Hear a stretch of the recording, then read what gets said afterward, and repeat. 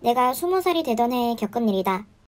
그때는 대학에 합격하고 대학교 근처에 있는 원룸에서 자취를 하게 되었을 때였다.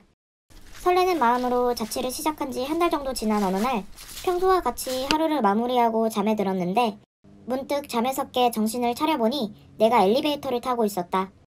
심지어 그 원룸 건물은 지하가 없는 지상 5층 건물이었는데 내가 타고 있는 엘리베이터는 지하 5층에 멈춰 있는 것이었다. 나는 무언가 잘못됐다고 생각했고 집으로 가기 위해 떨리는 손으로 5층 버튼을 눌렀다. 그리고 곧 엘리베이터가 천천히 올라오는데 올라갈 때마다 누군가의 발자국 소리가 들렸다. 그 소리에 더욱 무서워진 나는 혹시나 엘리베이터 문이 열리면 어쩌나 걱정했지만 다행히 5층에 도착할 때까지 문은 열리지 않았다.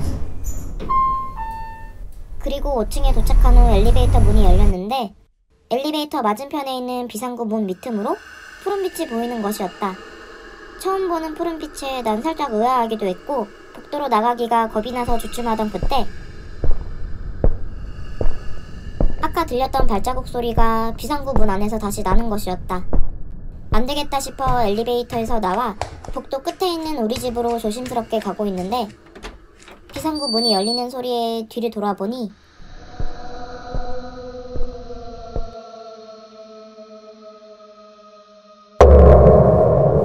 하얀 얼굴과 대조되는 검은 갓을 쓰고 검은 옷을 입은 사람이 서 있었다. 본능적으로 저승사자임을 직감한 나는 미친듯이 달려 우리 집으로 들어갔고 문을 잠그고 나서야 한숨 돌릴 수 있었다. 하지만 그것도 잠시.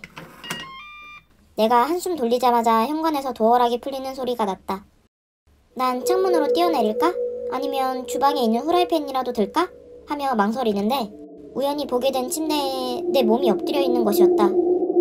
그제서야 나는 지금 뭔가 분리되어 영혼만 빠져있는 것임을 깨달았고 내 몸 위로 올라가 앉았다. 그리고 천천히 누우려는 순간 언제 온 건지 저승사자가 내 뒷목을 잡고 어딘가로 데려가려고 하는 것이었다. 너무 놀라 반항도 못하고 질질 끌려가다가 이대로 가면 정말 죽겠구나 싶어 안간힘을 다해 저승사자의 손에서 벗어났다. 그리고는 바로 침대로 뛰어가 엎드려 있는 내 몸 위에 그대로 누웠고 눕자마자 거짓말처럼 난 기억을 잃었다. 그리고 눈을 떠보니 아침이 돼 있었고 그제서야 현실로 돌아온 느낌에 안심이 됐지만 저승사자의 팔을 만진 촉감은 몇 년이 지난 지금까지도 잊혀지지 않는다. 그리고 그때마다 생각했다. 내가 그날 겪은 것은 꿈이 아니라 유체이탈이었으며 만약 저승사자에게 끌려갔다면 나는 어떻게 됐을까 하고 말이다. 오싹한 제보해주신 일루왕 너이시킹님 감사합니다. 내가 15년 전에 겪은 일이다. 그 당시 나는 초등학생이었고 형은 중학생이었는데 어느 날 우리 형제는 부모님과 함께 집 근처에 있는 호수의 산책로를 걸으며 산책을 하고 있었다. 그리고 산책한 지 10분 정도 지났을까? 아침에 화장실을 못 가서 그런지 조금씩 배가 아파지려던 찰나에 형이 말했다. 아, 나 화장실 가고 싶은데. 어? 방금 나도 그 얘기 하려고 그랬는데 같이 가자. 그래. 엄마, 저희 화장실 좀 들렸다 갈게요. 알겠어. 우리 천천히 걷고 있을 테니까 갔다 와. 우리는 부모님께 말씀을 드리고 산책로 안에서 약간 외진 쪽에 위치한 화장실로 들어갔다. 화장실 내부는 그렇게 크지 않지만 나름 깨끗한 편이었고 우리 외에는 아무도 없었기 때문에 우리는 바로 각자 칸으로 들어가 볼일을 봤다.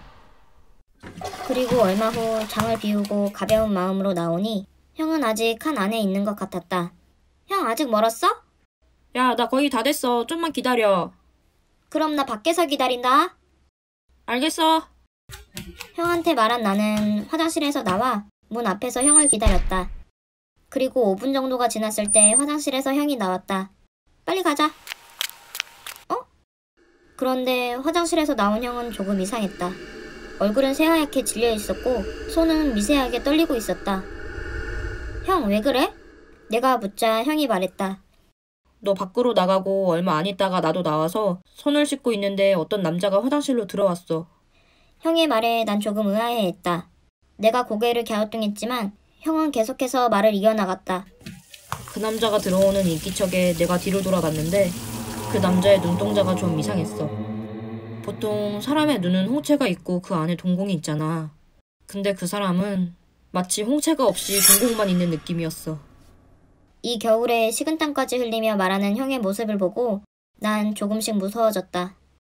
그리고 그 남자는 들어오자마자 내 옆에 서서 손을 씻기 시작했어. 솔직히 그때 무서웠는데 티 안 내려고 계속 손을 씻다가 물을 잠그고 거울을 쳐다봤거든? 근데 그 거울에는 나 말고 아무도 없었어. 더 무서운 건 뭔지 알아? 거울에는 나 말고 아무도 없는데 옆에서는 물 틀어놓은 소리가 계속 났어. 형의 말에 이제는 나까지 식은땀이 나기 시작했다. 그래서?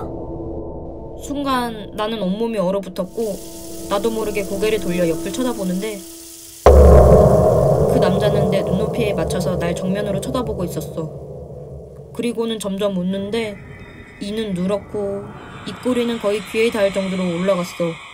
그 모습을 보니까 차라리 기절하는 게 낫겠다 싶을 정도로 너무 무섭더라. 그래서 어떻게 됐어? 그 남자는 한동안 가만히 날 쳐다보다가 화장실 문을 열고 나갔어. 너 여기 서 있었으니까 그 사람 얼굴 봤겠다. 좀 이상했지? 형의 물음에 난 아무 말도 할 수 없었다. 내가 화장실 문 바로 앞에서 형을 기다리고 있었을 때 화장실에 들어온 사람은 한 명도 없었으니까. 그리고 15년이 지난 지금까지도 그때의 일을 생각하면 등골이 오싹해지고는 한다. 형이 만난 그 남자는 누구였을까? 그 남자는 어째서 거울에 비춰지지 않았고 왜 형을 쳐다보고 있었던 걸까? 아니, 사람이 맞긴 할까?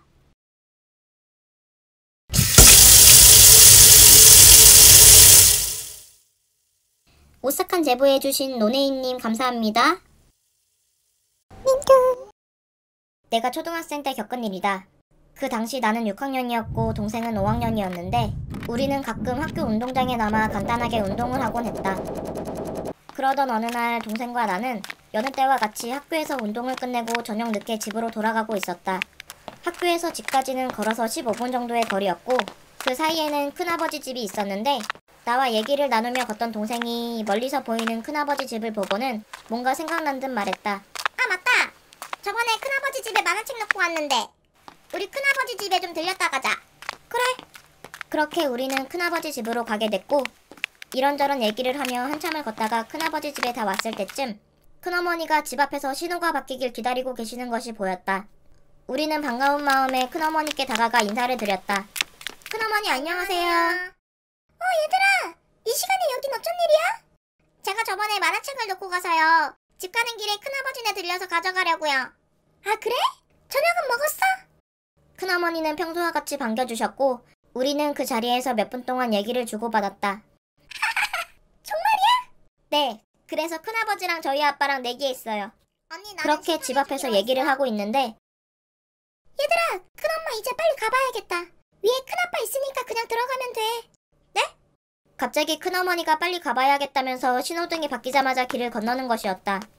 동생과 나는 갑작스럽게 떠나는 큰어머니의 뒷모습을 멍하니 쳐다보는데 그 자리에 큰 트럭 한 대가 지나갔고 트럭이 지나감과 동시에 큰어머니의 모습은 사라졌다. 지금 생각하면 그 장면이 이상하다고 생각했겠지만 그때 우리는 어렸기 때문에 대수롭지 않게 생각하고 큰 집으로 들어갔다.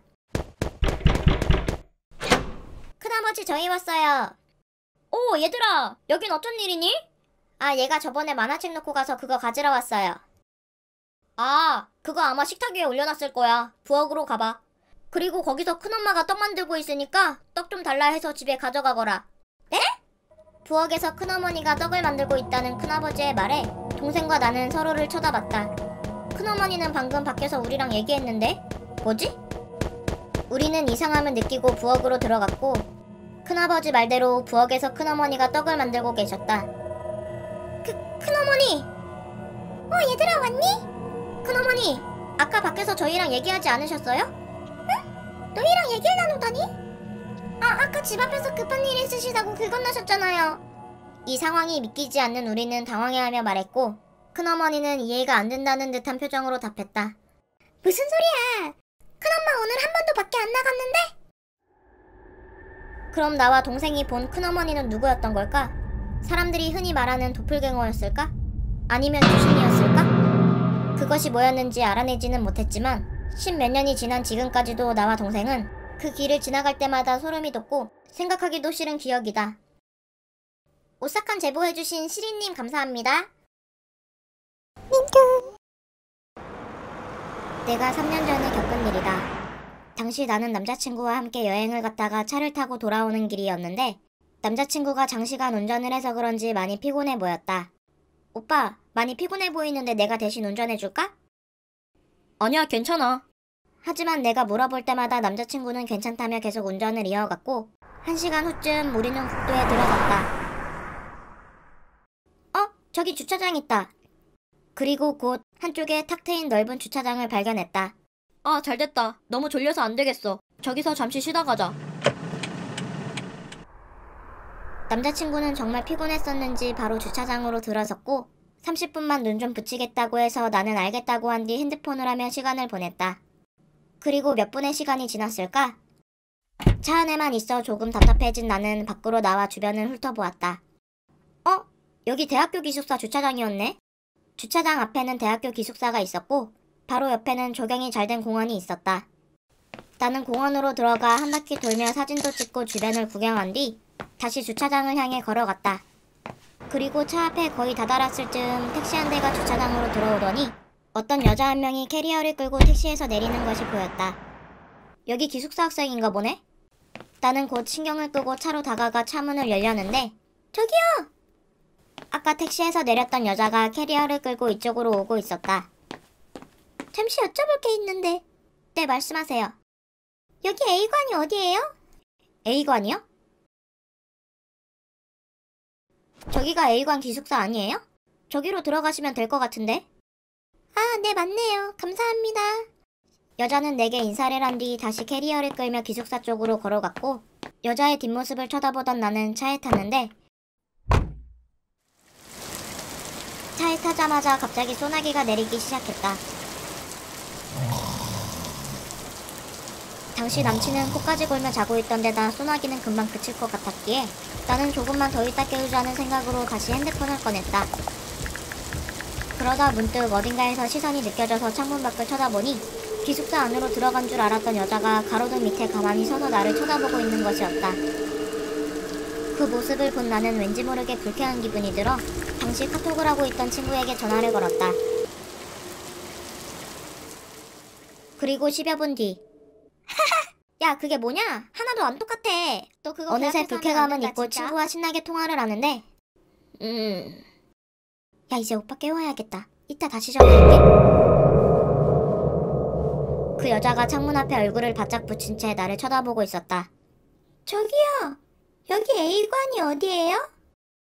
그런데 아까와는 묘하게 다른 느낌이 들었다. 앞머리는 젖어있는 데다 표정도 어두워 보이고 눈에 초점이 없는 것이 마치 사람 같지 않은 기분이랄까?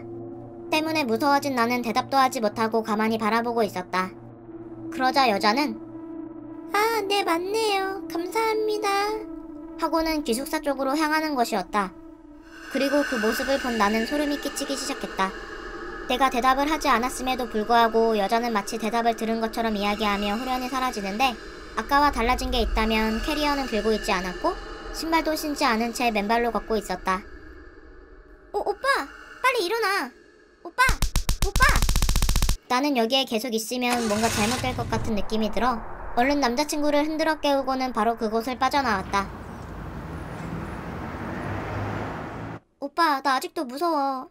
그니까 이따 집 앞에 내려서 바로 전화 걸면 받아야 돼. 알겠지? 알겠어. 너 집 안에 들어갈 때까지 통화하자. 근데 자기야, 난 이상하게 자고 일어난 뒤부터 뺨이 계속 아픈 것 같아. 이것도 귀신의 장난 같은 걸까? 그런 것 같아. 비록 이 일은 3년 전에 겪은 일이지만 당시 여자의 모습과 분위기는 지금도 생생하게 기억이 난다. 과연 그때 그 여자는 누구였으며 정체가 무엇이었던 걸까? 오싹한 제보해주신 남미선주님 감사합니다.